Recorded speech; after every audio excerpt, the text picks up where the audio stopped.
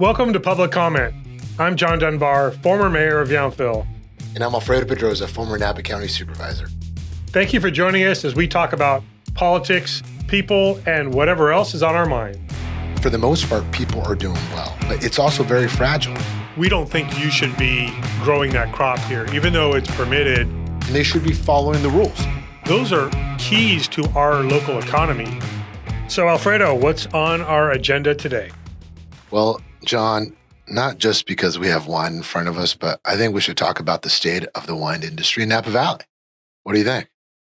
Absolutely. I mean, it is our largest industry, and it is the history, kind of the heritage of this valley. But there are also some new pressures and some details that I think the general public doesn't necessarily understand about the wine industry. I think we should drink earlier in the session because we're going to talk about wine. Fair enough.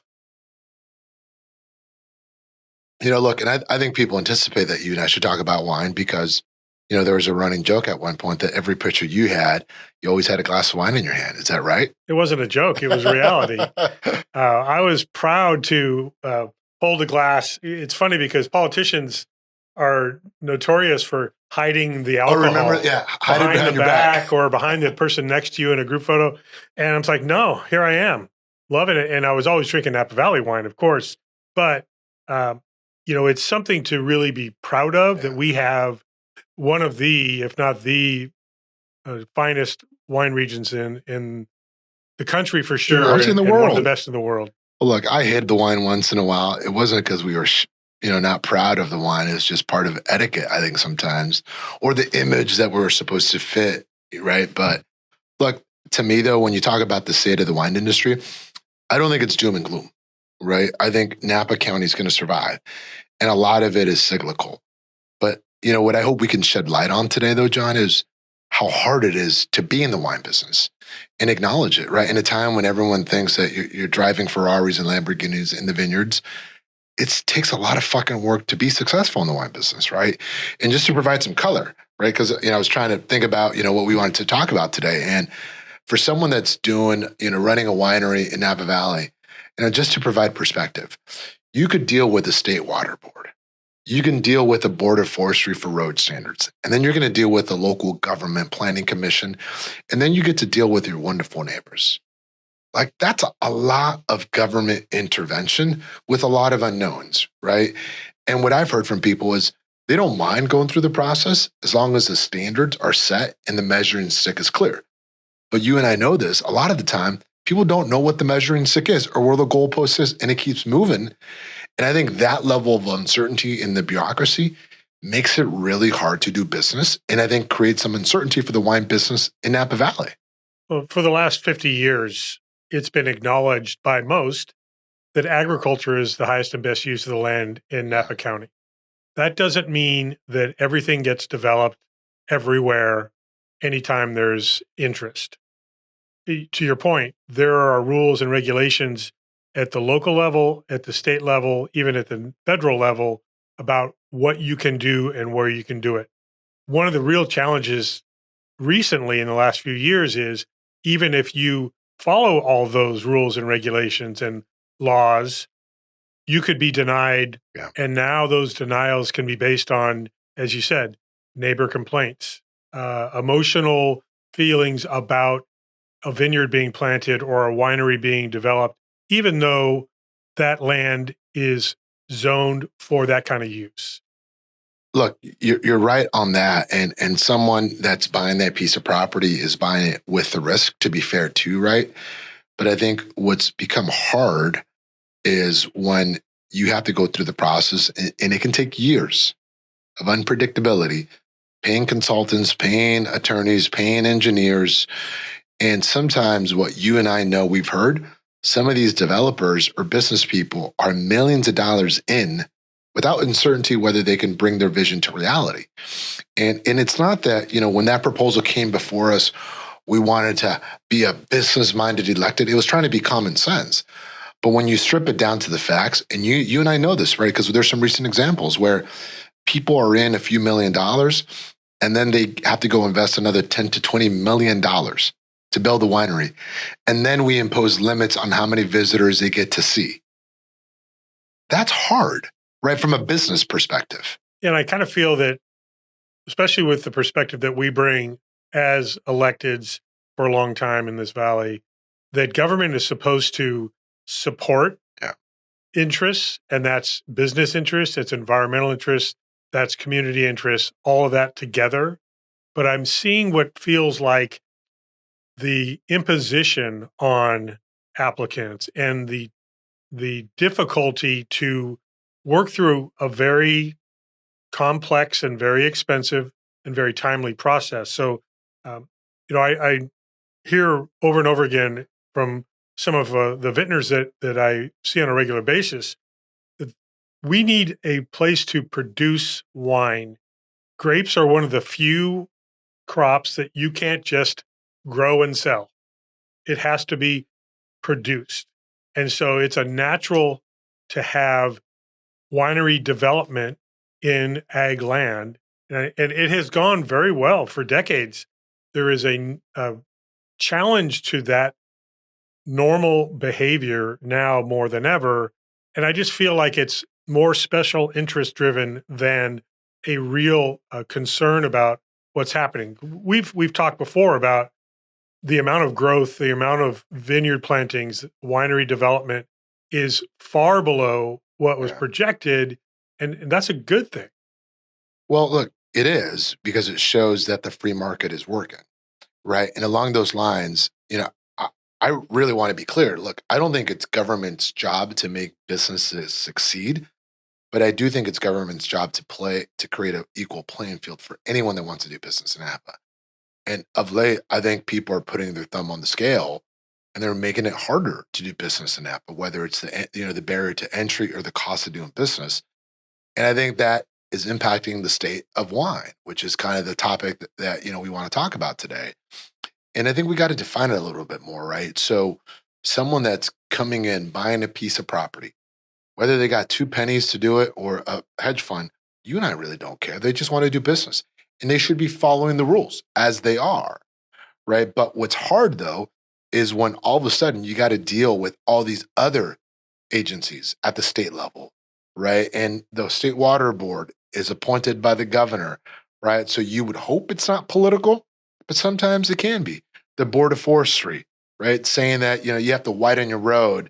And I would say that if you're making an investment, you want to make sure people can get to your place safely, right? But when they're saying, hey, you got to go from 20 feet to 24 feet wide, that's a big impact to someone that's spending money on that investment, right? And I think that's where we have to humanize this. It's not that they should be cutting corners. We're not arguing that. But some of these, requests are a little bit unreasonable. And it makes you wonder whether that's intentional or not in terms of making it harder to invest in Apple. Well, and also the challenge when you're dealing with state regulations and laws is they might apply in certain more urban areas, much larger counties really don't apply in Napa County in a lot of ways. We've got hundreds of miles of rural roads that don't comply with newly changed state regulations. Yeah. Is the expectation we're all going to now go and widen every road everywhere, or else people can't have guests come to their house? I mean, it's not practical or realistic. And also, there is a pressure to being able to deal with Mother Nature. Every year, it's up to the weather, whether you have frost at the wrong time, whether you have high winds, whether you have drought, whether you have major storms. You see it all over the world where a vintage can be lost. That's a huge financial burden on somebody. There's an assumption everybody that has a vineyard or a winery can handle those financial losses. That's just not true. Well, look, I'll tell you, Brenda and I own, a little vineyard right off, by Monticello in the Vichy area. And I can tell you during that frost, last year, it was dicey, right? Where we didn't anticipate a frost. It came upon us really quickly. We didn't have frost protection. And to the point of we can't afford to lose our crop, right? The bank's not going to wait for the payment. So you got to make sure that you create revenue to be able to pay for that, mortgage. And we had to go get a frost fan. and we need to make sure that the frost fan is turning on at 3:30 in the morning, right? And that's real. Like that's a real life example of what people are going through that it's beyond your control. So Mother Nature is going to challenge our industry on any given year, whether we have great rainfall, to your point, whether we have fires, right? That could essentially wipe all your crop out or frost. Like those are the variables that they're dealing beyond the bureaucratic nature of it. There's all this other shit that they got to go through.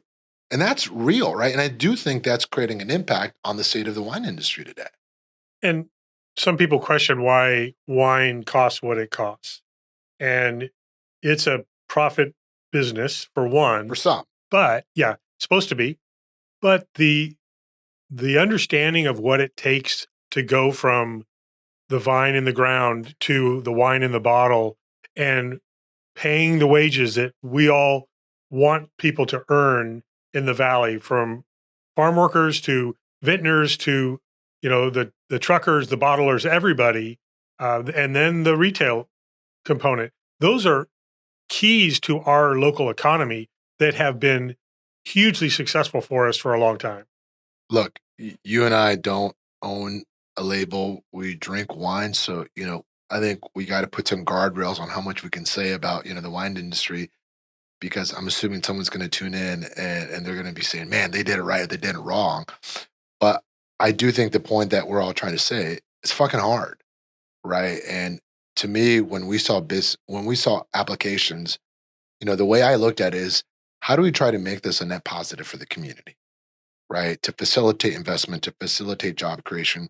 Because to your point, in Napa Valley, there's a lot of winning, right? And I can tell you from my uncles that are still farm workers today, to my dad that was one, to my father-in-law, they've done well, right? And guess what? They weren't on the government subsidy. This industry was paying them wages that allowed them to make investments, to buy homes, in some cases buy a second home and put their kids through college.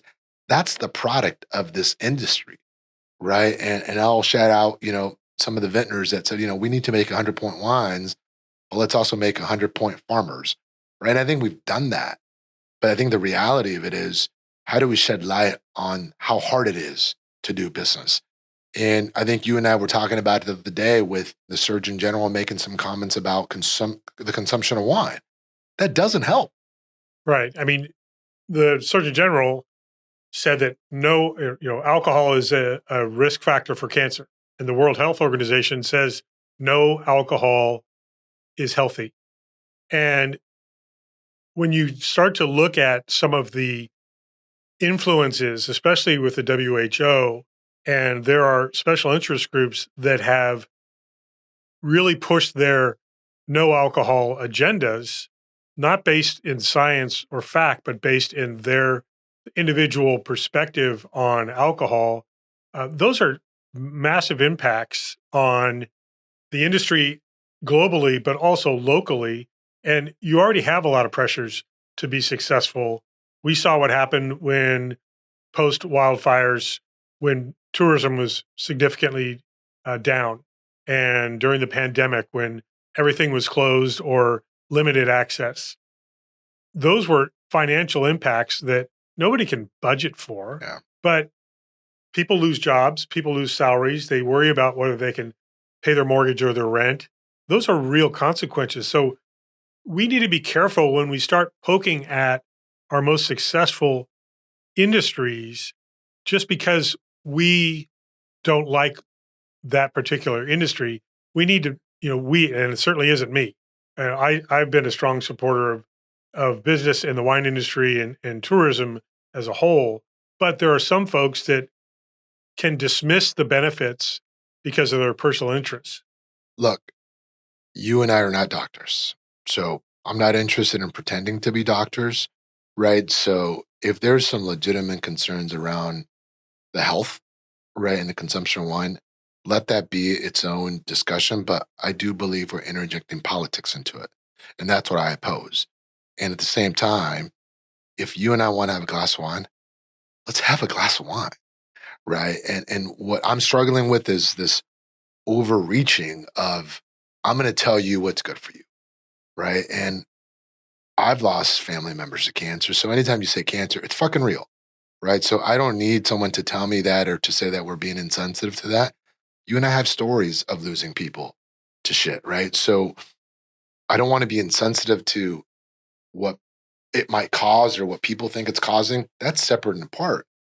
But to poke at an industry that's doing so much good without the proper space to debate it, that to me is the problem. If the best and the brightest doctors in the world want to have an educational forum on it, have at it, right? But let it be matched with people from the other side as well. And I think the way that information is being distilled, it seems very targeted and very pointed, right? Without people from the wine industry to say, hey, let's have a different discussion. Let's talk about X, Y, Z. And you and I have brought this up. When people bring up like water issues in Napa, well, if the data shows we have a problem, we're going to do something about it. But overreacting is not the solution. And I think in a situation like this, when all this information is being pushed down, right, from the World Health Organization or another doctor, like that could have significant impacts, right? Like imagine my kids or someone else's kids consuming that and growing up thinking like it's bad for you. Well, we're going to tell them, what is true based off facts, but to do it in an era where we're living in the information age, I think that's super dangerous and it can get weaponized by anyone at any point in time. Yeah, I totally agree that it's the politicalization and kind of the weaponization of information, and it can be distorted and skewed however somebody wants to present an agenda. I mean, we all know some of our eating habits are not healthy for us. What? I know. 2 lunches is not good? Well, especially my eating habits compared to yours, apparently. But yes, we all know we're supposed to exercise. Do we all do it? Not to the degree we should. Do we spend more time in the sun than we should? Many of us do. We know that that can be harmful. We know a lot of things can be harmful. And I think it's important that we're presented with facts about those things. Yeah. And then we get to decide what we want to do about it. And right now, it feels like at all levels of government, there's too much dictation of you should stop doing and then fill in the blank. And that's what people are really pushing back on. I think that's a lot of what we saw in this last political cycle, which is hands off. I mean, let us live our lives. People used to be against wearing a seatbelt. Some people don't like wearing a helmet when they're cycling on a motorcycle. So we have to be reasonable about how far the regulation and the restrictions go. And look, I can sense that some people might criticize what we're saying today, but I think it's true. And I think what you said really resonated with me about the dictation of decisions. And I think you can't dictate that. I think you have to inform consumers, inform people, and the power lies with the people, right? And I think we have to be able to make those decisions. I think we just got on this topic because it's another thing that is impacting the state of the wine industry when there's already so many pressures right on it. And going back to kind of the fundamentals of the way it works in Napa, right? You have farm workers that are making good money, right? And I would say good money in a way where they can provide for the family. And then you have businesses that are employing those farmers that are making money too, right? Farm labor contractors. And then you have the winery entrepreneurs, the winery owners that are having the privilege of making wine and having to sell that, whether it's direct to consumer or through distributors. That's a big equation, right? But for the most part, people are doing well. But it's also very fragile. And I think that to me is what's really striking this chord of all these other variables that are impacting that. And people are benefiting from this core industry in the valley. We don't have to talk about the economics of what it creates, but at the end of the day, it's people that are doing well because of it. And when you have all these external threats, it makes it fucking hard to survive. I think it's interesting and I want to make a point about,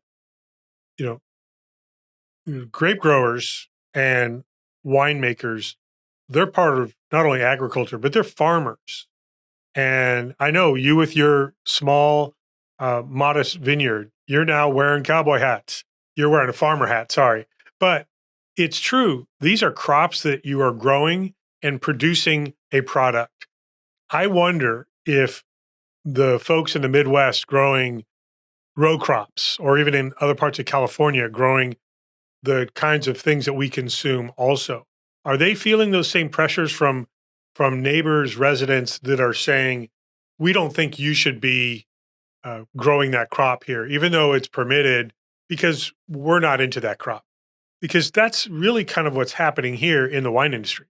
But look, first of all, it's a cowboy hat, and I wear it. It has sweat stains on it, so it's definitely a hat that I've been using when I'm working. But look, I think you're also hitting on the optics, right? I think sometimes folks feel it's easy to pick on the wine industry because it's glamorous, it's sexy, it's this brand. But behind that, right, there's a lot of hard work that goes into building this brand. And I think we can't fall victims to that because it's different if you're growing corn in the Midwest versus table grapes in Bakersfield versus wine grapes in Napa Valley. But there's still a lot of the same inputs, same risk, right? Same capital outlay, employing people. So I think we just have to be mindful of that. But for you and I, though, how do we turn this into a positive, right? And for me, some of the takeaways I think we got to remind people is don't judge, right? Don't assume. And if your neighbor's doing a winery or if your neighbor's trying to do a vineyard, development, instead of coming in with, your guns blazing approach, why don't you reach out to them and try to understand what they're doing, where they're from, and if you have concerns, how can you work with them to mitigate that, right? And we're losing sight of that, and I think we got to do more of that. Well, I do feel, and I agree with what you're saying about if somebody's violating the rules, absolutely need to be held accountable. Um, but the rules are in place, and the rules have been in place and have been evaluated time and time again over many years. And it's continued to have been decided by our overall community that agriculture Yeah. serves a great purpose here. It protects the environment, protects our native natural land, and it's also an economic generator. So those things can all coexist. And that's where I think there's a disconnect now that if the wine industry is successful, that must mean that the climate and the earth are suffering. I think that's 180 degrees wrong direction to look at this. That it's because of the wine industry and our agricultural base that we still have an amazing environment and climate here. Should we keep monitoring it? Absolutely. Should we be careful about it for long-term success? Absolutely. But um, in the meantime, I'm going to continue to enjoy our Napa Valley wines and support the industry because it really is a special place that this can't be duplicated. Every state in the union has a wine country. Not all of them should, but none is like the Napa Valley. Well, look, I agree. We are unique. And I can tell you just based off my experience with the Great Wine Capital, which is, the 12 wine regions throughout the world, anytime you say you're from Napa, people just look at you in awe because of the brand people have built. But there is oversight, right, on our wine economy, right? Every year, the county staff, I almost said our staff, the county staff goes out and does inspections on vineyards to make sure that they're following the rules, that they're consistent with the application they did. And guess what? If there was discrepancies, we would hear about that, right? Wineries have audits. So there's already these checks and balances. And I think what we got to pivot to and what we got to call out is, and I'm not speaking from personal experience, but it's when people don't get what they want, they go and do anonymous complaints to the water board. They go do anonymous complaints to the county code enforcement. That's bullshit. And you got to stop that. Like if it's working, it's working. And if the project got approved, it got approved. And if it's following the rules, it's following the rules. But you have all this other stuff going on, and that's causing a lot of anxiety in our community. I think that's what we got to stop and call it out when it's happening, right? Because too many vintners are spending a lot of money just trying to defend themselves from complaints from people that are living here. Well, I think I know the timing of our conversation is important because we are looking at a new county general plan update. Keep mentioning general plan. I know. I'm going to drink every time. Mention general plan. Yeah. Because what do I say about the general plan? It's boring. And as I've said, a lot of what government does is boring, but it's important. Yeah. And I think we need to have a lot more time to get into some of the nuances. This is really kind of a introduction to some of the pressures, some local, some global. And really, and I look forward to when we have guests that can really speak in first person about what it is like to be in the wine industry. But again, I think we've only hit the tip of the iceberg on today's podcast. But in terms of anyone that's tuning in, I hope they get a perspective of there's a lot of bureaucracy involved, right, in trying to survive as a wine business in Napa Valley, right? And there's a lot of checks and balances. And there's local pressures, there's state pressures, there's federal pressures. But then the optics is where it gets messy. And I think before you go put your thumb on the scale, before you make an assumption, pause and understand what it's doing for our community. You've said it on a previous podcast that Santa Clara and Napa County in 1940-ish, we were very similar.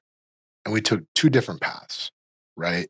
And you go through Santa Clara now and you go through Napa Valley, so fucking different. And I would argue, not just because we're here, that we've done a good job, right? But we're not fucking it up, right? This is still a special place. And it's not running well with overdevelopment. But we got to make sure that we don't cannibalize what we've done, right? And this is worth protecting. It's worth fighting for.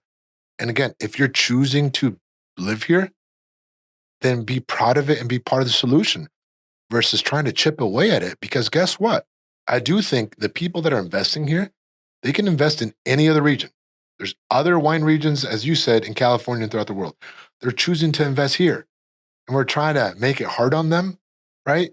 This success is not guaranteed. So we got to make sure that we welcome it. Doesn't mean they get the red carpet treatment, but that it's a process that's predictable and fair, whether you're building a winery, doing a vineyard, or doing a kitchen remodel. The process should be the same, right? Yeah, instead of the red carpet treatment, I think they should get the red wine treatment.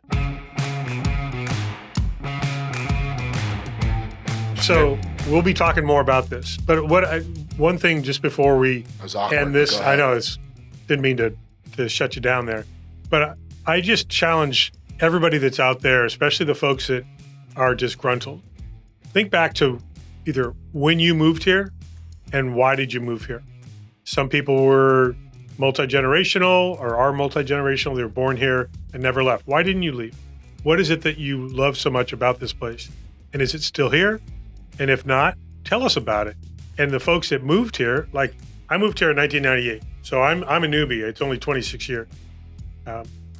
I came here because of this wine region and the beauty of the valley, and have seen the culinary scene just explode and the art scene really explode. And so I challenge people to think about what they're most proud of about this valley.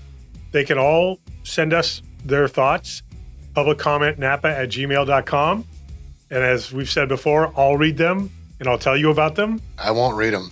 But let's hear what people's perspectives are and what else they want us to talk about when it comes to the wine region. And look, you're being a good person, by saying that. And I feel like I need to be a good person too. And what I will say, for those that are on the business side too, don't judge the other side either, right? So don't assume. Reach out to them as well, right? As much as we may think they're a NIMBY or they're anti-growther, everyone deserves the respect to have a conversation with. So I think it has to be met from both sides. So on that note, cheers. Cheers.